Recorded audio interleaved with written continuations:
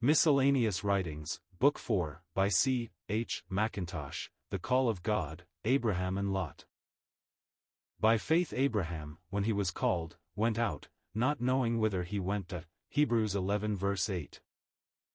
C. H. Mackintosh. Genesis 14. Here we have a very minute account of a battle fought by 4 kings with 5, and we may ask, what connection had this strife between the potsherds of the earth with the history of the people of God? With Abram indeed none, in one sense, for he was outside it all. His tent marked him as a stranger to all these things. It marked him as one to whom the battle of 4 kings with 5 would be a matter of very trivial moment. And then his altar marked him as one whose pursuits were quite of another character, even a heavenly. His tent showed him to be a stranger on earth, his altar showed him to be at home in heaven. Happy man! Happy pilgrim! Who could thus from his high elevation, even the lofty watchtower of faith, look down, as a passerby, upon the battlefields of an evil world. It mattered not to Abram whether the laurel of victory were about to wreath the brow of the king of Sodom, or of Kedorlaomer, king of Elam. His portion was not in danger through their strife, because he had it in that place, where thieves do not break through and steal. But, though it was the happy lot of Abram to have his being and his portion in a place where wars could have no influence, yet such was not the case with his more worldly-minded brother.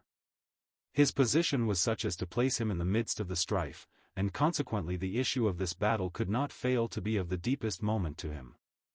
If the child of God will stoop so low as to mix himself up with the world, he must calculate upon being made a participator in its convulsions, and woe be to that man who shall have his portion in the world in that day, now fast approaching, when all things shall be shaken by the mighty hand of God in judgment. I would here observe that what has ever made the history of nations and the movements of mighty kings and conquerors, matters of interest to the Holy Spirit, has been the connection of such things with the history of the people of God. Beyond this they possessed nothing of moment to him. He could find no pleasure in dwelling upon the abstract history of man. The busy strife and tumult of nations, the fierce contests of ungodly tyrants grasping after power, the movements of armies, could not attract the notice of the Spirit of peace. Nevertheless, when such things became, in the least degree, connected with the history of a righteous soul, the Holy Ghost can be most minute in detailing the circumstances of a battle, as is observable in the case under consideration. What then were the results of this contest to Lot? Ruin to him and his family. He was made prisoner and all his goods were taken, verse 12. He had laid up treasure for himself upon earth, and the thieves had broken through, and thus, while Abram was above it all, in the power, the separating power of communion with God, he found himself a prisoner and a beggar. He had sown to the flesh, and of the flesh he must now reap corruption. But this was just the moment for Abram to show himself in the powerful activities of love. He had, as above observed, hitherto surveyed with calm indifference these movements of kings and their armies, but the very same faith which had made him indifferent about the strifes of men, made him quick to take cognizance of a brother in distress. Faith not only purifies the heart from worldly and carnal desires, but it also works by love, as is powerfully shown in Abram's case, for when Abram saw that his brother was taken captive he armed his trained servants, etc. Verse 14. Now, it is to be observed that it is in the hour of distress and difficulty that the relationship of brother gets the prominent place. In days of unruffled peace, Lot might be known to Abram as his brother's son, but now he was in sorrow, and therefore the claims of brotherhood act powerfully and effectually. True, he had contended about a piece of land, he had turned aside from his venerable companion, and had taken up his abode at Sodom, but what of that? He was now in trouble, and therefore all is forgotten, but the fact that they were brethren. We are now called to witness a deeply interesting scene. Abram himself is about to meet a temptation at once repulsed indeed by the power of God in him, but nevertheless, a temptation.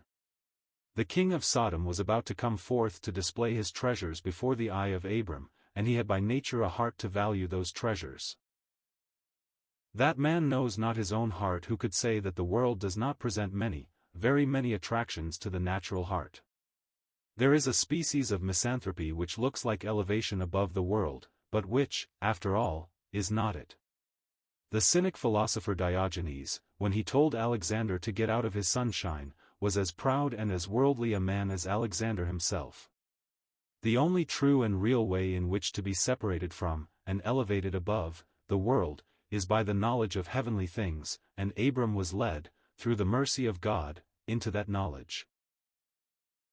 But the victory obtained by Abram was not owing to any power in himself. He had, as I have observed, a heart to value the things which the enemy had to give him, and, therefore, if he triumphed, it was through the operation of a power outside himself. In all this transaction, the one who had watched over his dear servant during the dark season of his sojourn in Egypt, and who, moreover, had, by that very sojourn, taught him a lesson as to the true character of the world, was now closely observing his ways, and making preparations for his relief. He was cognizant of the movements and designs of the enemy, from first to last, and he therefore prepares to supply a heavenly antidote to nullify his poison. It is particularly worthy of observation that between the time at which the king of Sodom went forth to meet Abram, and that wherein he made the proposal to him with reference to the persons and the goods, there is a remarkable character introduced, namely, Melchizedek. This stranger, commissioned by God, was on his way to fortify Abram's heart at the very moment when the enemy was on his way to attack. Compare verses 17, 18, and 21. Now, why did not the priest of the Most High God come to meet Abram before? Because this was the very moment in which Abram most needed the strength which he had to bring. The enemy was about to display his gilded bait before the eye of the man of God, and therefore is Melchizedek at hand to display in his view the divine realities of the kingdom. He was about to feed and strengthen his soul with the bread, and cheer him with the wine, of the kingdom, in order that, in the strength of that meat, he might mount above the influence of all the allurements of the world. From all this we may learn that it is communion with the joys and glories of the kingdom that can alone cause the heart to reject the pollutions of the world. Reader, upon what are you now feeding? What constitutes your habitual food? Is it the bread and wine which the Lord provides, or the goods of Sodom? Are your ears open to the pernicious suggestions of the king of Sodom, or to the heavenly communications of the king of Salem? The Lord grant that our hearts may ever choose that in which he delights. But to proceed, Melchizedek leads Abram's soul into present communion with the Most High God, the possessor of heaven and earth, and thus completes the wondrous contrast between the king of Sodom and the Most High God, possessor of heaven and earth, the goods of Sodom, and the extensive possessions of heaven and earth. Blessed contrast, which faith ever draws. It is needless to say that Abram at once rejects the offer of the king of Sodom. The bread and wine, and the benediction of the priest of the Most High God, had raised Abram to such a height that he could, in one comprehensive glance, take in the vast possessions of heaven and earth, and further, look down from thence upon the despicable proposal of the king of Sodom and reject it. Melchizedek had just said, the Most High God, the possessor of heaven and earth, and Abram had laid hold on these words and made use of them in his reply to the adversary. I have lifted up my hand, said he, to the Lord, the Most High God, the possessor of heaven and earth, that I will not take from a thread even to a shoe latchet, and that I will not take anything that is thine, lest thou shouldest say, I have made Abram rich. Verses 22 to 23. Abram appears to breathe the very atmosphere of the presence of him, who has measured the waters in the hollow of his hand, and meted out heaven with a span, and comprehended the dust of the earth in a measure, and weighed the mountains in scales, and the hills in a balance, in whose sight the nations are as a drop of a bucket, and are counted as the small dust of the balance. Behold! He takes up the isles as a very little thing, and Lebanon is not sufficient to burn, nor the beasts thereof sufficient for a burnt offering. All nations before him are as nothing, and they are counted to him as less than nothing and vanity. Isaiah 40:12, 15-18. And surely, we may say, it was only thus that Abram could triumph, and let no one who moves not, in some measure, in the same sphere, affect to despise the world. Nothing can be more truly vain. There must be the experimental acquaintance with the better thing, the fondly cherished hope of good things to come, ere we can obtain full victory over present things, and our own worldly desires. Ye took joyfully the spoiling of your goods, knowing in yourselves that ye have in heaven a better and an enduring substance. Hebrews 10 verse 34, If we are really waiting for the manifestation of the glory, we shall be found standing apart from everything which will be judged in that day, and it is written, Yet once more, I shake not the earth only but also heaven, and this word, yet once more, signifies the removing of those things that are shaken, as of things that are made, that those things which cannot be shaken may remain. Hebrews 12 verses 26 to 27.